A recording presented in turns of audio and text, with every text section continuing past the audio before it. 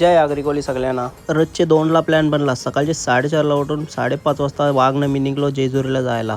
रस्त्यानं बघता होतं की फातिमा रायडर वाकून हातबीत चोरून गाडी चालवित होती. पापा की परी उडते हुए. रातभर शॉपो काम केलं तर भावासनी झोप नव्हती त्याला, म्हणून त्याला झोपायला सांगलं. गाडी मिनी घेतली चालवायला. सासवडला पोहोचलो. पक्की भूक लागलेली. मग घेतला मसाला डोसा ना मँगो मस्तानी. थोडीशी ट्रॅफिक होती म्हणून आम्हाला लागलं 4.5 तास यायला. गाडी पार्किंगला लावली ना 10 मिनिटांनी पोहोचलो आम्ही मुख्य द्वाराजवळ. वाजलं तर 10:30 तरी उन्हाचं चटकं जोरान लागत होतं. गर्दी जाम होती म्हणून आम्ही घुसलो VIP लाईन मध्ये.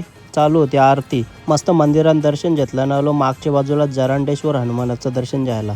आम्ही मस्त मंदिरावरला भंडारा 1-2 रील शूट केल्यानं निघलो घरा जायला. रिटर्न जाताना गाडी टाकली एक्सप्रेसला, कारण भावासला जाम कामं होती. पनवेलला आलो तशी लई भूक लागलेली. मग घेतला चना गार्लिक पनीर लपेटा ना व्हेज कोल्हापुरी ना 7-8 रोट्या.